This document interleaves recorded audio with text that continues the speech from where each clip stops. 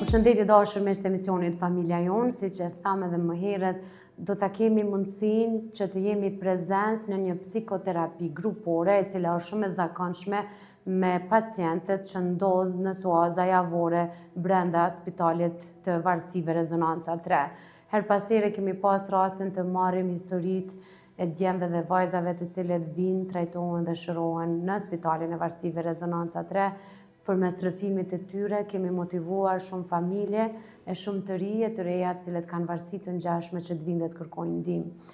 Ndërkohë, një seancë, një psikoterapi grupore të tillë nuk kemi sjellë deri më tani në Familja Jonë. Kjo do të jetë hera e parë, e kemi ndruar pak strukturën për shkak të ruajtjes së privatësisë së djemve të cilët janë sot pjesë e psikoterapisë. Por, përmes kësaj psikoterapie ku jam prezente edhe unë së bashku me ekipën time, do të mundohemi të përqojmë mesazhet të mëdhaja dhe motiv për krejt ata që mendojnë që jeta ka marrë fund për shkak substancave narkotike apo për shkak të varësive të tyre. Një psikoterapi e tillë do të bëjë që të reflektojnë shumë edhe ata cilët kanë varësi më të lehta, qoftë alkooli, qoftë lorat e fatit, qoftë duhani, ka varësi të ndryshme të cilat kërkojnë trajtim kur vendosim të shërohemi dhe të kalojmë. Së bashku me psikologun klinik Samia Erullao jemi përballë djemve të cilët sot janë këtu së bashku me neve në psikoterapinë. Faleminderit shumë që më ke pranuar me qenë pjesë e psikoterapisë, e kundru pak rrethin për shkak të kamerës dhe të ruajtjes privatësisë djemve, por që e rëndësishme nuk është rrethi sa është e rëndësishme mesazhet që kemi me përçu. Patjetër. Vetë se përmendë psikologu zakonisht është në rrethin me djemët.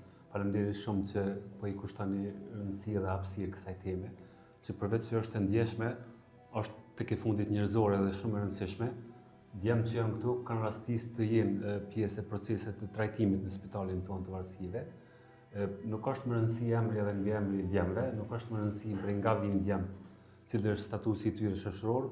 Ajo që është tepër jetike dhe rëndësishme është mesazhi dhe përvoja të cilën djemë do të japin karshi ndoshta moshatarëve të vetë të cilët për arsye deri tash të panjohura nuk po kanë guximin të marrin thirrjet dhe të vinë të kërkojnë ndihmë. Seanca grupore zakonisht organizohet psikologu dhe djemë në këtë rast. Është hyrja ku bëhen disa rregulla bazë, respekti ndaj njëri tjetrit, të dëgjuarit njëri tjetrit dhe thjesht përvojat tona. Sot na kemi me diskutu për shkaktarët pse ka fillu eksplorimi me substanca. Para se me shku sa me të djemët, do me thonë në një seancë grupore caktohet tema që flitet sot, për shembull, sot kena vendos me fol për një temë caktuar edhe përgjigjen me radhë secili.